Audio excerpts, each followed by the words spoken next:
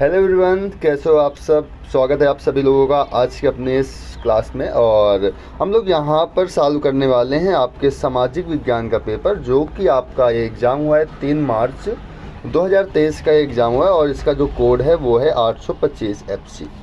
ठीक है, तो आपका एग्ज़ाम कैसा रहा ये बात हमें आप लोग कमेंट में बताएंगे, और आपके कितने क्वेश्चन सही हो रहे हैं इस बात की जानकारी भी हमें कमेंट बॉक्स में ज़रूर दीजिएगा। ठीक है ना। तो चलते हैं हम लोग यहाँ पर पहले क्वेश्चन की ओर और देखते हैं अपना पहला क्वेश्चन। इसमें पहला क्वेश्चन बहुविकल्पी प्रश्न आपसे पूछा गया था, फ्रांस की क्रांति कब हुई थी।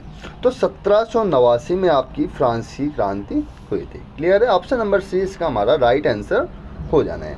आगे चलते हैं क्वेश्चन नंबर सेकंड पे। तो इस पे है जिउसेप्पी मैत्सिनी का संबंध किससे है। ठीक है, तो इनका जो संबंध है वो है इटली के एकीकरण से। ऑप्शन नंबर ए इस क्वेश्चन का राइट आंसर हो जाएगा। क्लियर। क्वेश्चन नंबर 3 की बात करें तो इसमें है हिंद स्वराज पुस्तक के लेखक कौन हैं। तो जो हिंद स्वराज पुस्तक के लेखक हैं वो हैं हमारे Mahatma Gandhi ji. Option number B हमारे क्वेश्चन का राइट आंसर हो जाएगा।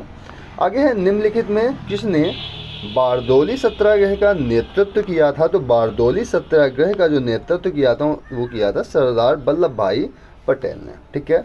अगला क्वेश्चन नंबर 5 है। इस पर जब फ्रांस छींकता है तो बाकी यूरोप को सर्दी जुकाम हो जाता है, यह किसका कथन है। तो यह कथन है मेटरनिख का। ठीक है ना। यह किसका कथन है। यह कथन है मेटरनिख का। क्लियर। चलते हैं हम लोग क्वेश्चन नंबर 6 पे। भारत में संघीय राज्यों की संख्या कितनी है। तो कितने राज्य हैं टोटल। 28 राज्य हैं। ऑप्शन नंबर बी हमारा यहाँ पर राइट हो जाएगा। अगला क्वेश्चन 7वां है, विश्व का सबसे बड़ा लोकतांत्रिक देश कौन सा है। तो विश्व का सबसे बड़ा लोकतांत्रिक देश है भारत। ऑप्शन नंबर ए हमारा यहाँ पर राइट होगा। और चलते हैं क्वेश्चन नंबर 8 पे। भारत के संविधान की 8वीं अनुसूची में कुल कितने भाषाएं हैं। तो 8वीं अनुसूची में टोटल 22 भाषाओं का वर्णन किया गया है। ऑप्शन नंबर बी हमारा यहाँ पर राइट आंसर हो जाएगा। आगे क्वेश्चन की बात करें क्वेश्चन नंबर 9 की। तो इसमें लोकतंत्र में शक्ति का स्रोत क्या है। तो लोकतंत्र में जो शक्ति का स्रोत होता है वो होती है जनता। ठीक है ना। आगे क्वेश्चन नंबर 10 की हम बात करें तो इसमें निम्नलिखित में से किस देश का विभाजन धर्म तथा जाति के आधार पर हुआ है। तो इस क्वेश्चन में थोड़ी सी कंफ्यूजन है, बेल्जियम हो गया भारत। देखो मेरे हिसाब से तो भारत होगा। ठीक है ना। ऑप्शन नंबर बी हमारा यहाँ पर क्या होगा, राइट आंसर हो जाएगा। आगे चलते हैं। यहाँ पर प्रति व्यक्ति आय को किस नाम से जाना जाता है। तो इसको हम लोग बोलते हैं औसत आय। प्रति व्यक्ति आय को हम लोग औसत आय के नाम से भी जानते हैं। ठीक है ना। इस क्वेश्चन में यदि किसी को डाउट है तो भाई कमेंट कर देना। ठीक है ना। जिसको क्लियर पता हो वो कमेंट कर देना क्वेश्चन 10 के लिए। ठीक है ना। चलो चलते हैं क्वेश्चन नंबर 12 पे। इसमें द्वितीयक क्षेत्रक को अन्य किस नाम से जानते हैं। तो जो द्वितीयक क्षेत्र होता है क्षेत्रक है उसे हम लोग औद्योगिक क्षेत्रक के नाम से भी जानते हैं। क्वेश्चन नंबर 13 की बात करें तो इसमें है सेवाओं को किस क्रियाकलाप क्षेत्रक के अंतर्गत रखा गया है। तो जो सेवाओं को जो रखा गया है सेवा को वो रखा गया आपका तृतीयक क्षेत्रक में। ठीक है ना। ऑप्शन नंबर ए हमारा यहाँ पर राइट हो जाएगा। आगे चलते हैं क्वेश्चन नंबर 14 की बात करें तो इसमें भारत का अधिकांश विदेशी व्यापार किसके द्वारा होता है। सड़क मार्ग के द्वारा तो होता नहीं है, ये होता है भाई समुद्री मार्ग के द्वारा। किसके, समुद्री मार्ग के द्वारा। ऑप्शन नंबर बी हमारा यहाँ पर राइट आंसर हो जाएगा। ठीक है। वैसे वायु मार्ग से भी होता है लेकिन सबसे ज़्यादा बात करें तो वो होता है भाई समुद्री मार्ग से। ठीक है ना। आगे क्वेश्चन नंबर 15 की बात करें तो इसमें है राष्ट्रीय उपभोक्ता अधिकार दिवस कब मनाया जाता है। तो जो राष्ट्रीय उपभोक्ता अधिकार दिवस है वो मनाया जाता है 24 दिसंबर को, 24 दिसंबर। ठीक है। अगला क्वेश्चन है निम्नलिखित में किस राज्य या संघ राज्य क्षेत्र में काली मृदा पाई जाती है। तो आपकी जो काली मृदा है वो पाई जाती है महाराष्ट्र में, MH। ऑप्शन नंबर सी यहाँ पर हमारा राइट आंसर हो जाएगा। क्लियर है ना। आगे चलते हैं। इसमें एजेंडा 21 का संबंध किससे। एजेंडा 21 का संबंध किससे है। तो इसमें भी थोड़ा से डाउट था लेकिन इसका जो राइट आंसर होगा वो हो जाएगा सतत पोषीय साधारणीय विकास से। ठीक है ना। आगे और इसका पर्यावरण भी होता है। ठीक है ना।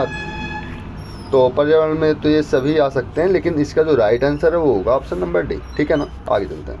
क्वेश्चन नंबर 18 की बात करें तो इसमें है ग्रीन इंडिया मिशन किस वर्ष में आरंभ किया गया था।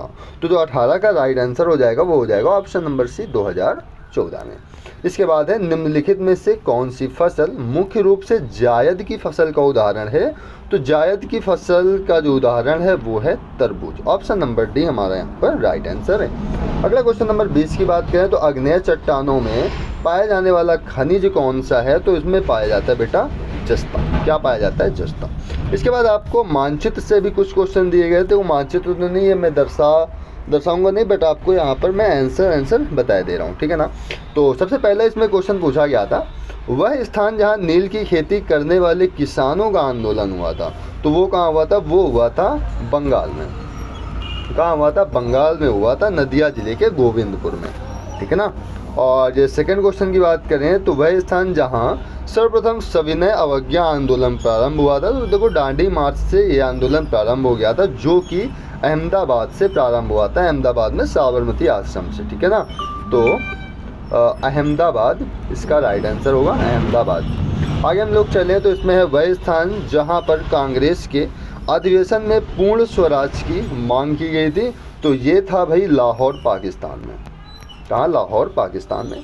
अगला है वह स्थान जहाँ जलियांवाला बाग हत्याकांड हुआ था। तो अमृतसर पंजाब। ये कहाँ हो जाएगा? अमृतसर। ये कहाँ पड़ेगा भाई? ये पड़ेगा पंजाब। आगे वह स्थान जहाँ दिसंबर 1920 में कांग्रेस का अधिवेशन हुआ था। तो ये हुआ था आपका नागपुर में, नागपुर, ठीक है ना। आगे चलते हैं हम लोग। अगला यहाँ पर है निम्नलिखित प्रश्नों को भारत के दिए गए मानचित्र में चिन्ह द्वारा सही दर्शाइए। सही नाम तथा सही स्थान अंकन हेतु 1/2 अंक निर्धारित किए गए हैं, ठीक है ना। चलो पहला क्वेश्चन है गेहूं का सबसे बड़ा उत्पादक राज्य कौन सा है। तो गेहूं का जो सबसे बड़ा उत्पादक राज्य है वो है आपका उत्तर प्रदेश। आगे है कॉफ़ी का सबसे बड़ा उत्पादक राज्य कौन सा है। तो कॉफ़ी के लिए देखो कर्नाटक भी है और केरल भी है, जबकि कर्नाटक में टोटल 53% चाय होते हैं, ठीक है ना, और केरल में 28%। तो हम लोग यहाँ पर कर्नाटक के साथ जाएंगे, ठीक। किसके साथ? कर्नाटक के साथ। आगे बात करें मूंगफली का सबसे बड़ा उत्पादक राज्य कौन सा है। तो ये है आपका गुजरात। जी। अगला है उत्तर दक्षिण गलियारे का टर्मिनल स्टेशन चिन्ह द्वारा नाम सहित बताना है। इसको देखो आप लोग कमेंट बॉक्स में बताओ आपने क्या लगाया हुआ है, ठीक है ना। आगे चलते हैं क्वेश्चन नंबर 5 पे। इसमें खनिज तेल का सबसे बड़ा उत्पादन वाला राज्य कौन सा है। तो वो है बेटा महाराष्ट्र, MH, ठीक है। तो अब आप लोग बताएंगे ऑप्शनल में, विकल्प में आपके कितने क्वेश्चन राइट हैं, ठीक है ना। कितने क्वेश्चन राइट है ये चीज़ हमें आप लोग कमेंट में बताइएगा, ठीक है। तो अभी के लिए इतना ही रखते हैं।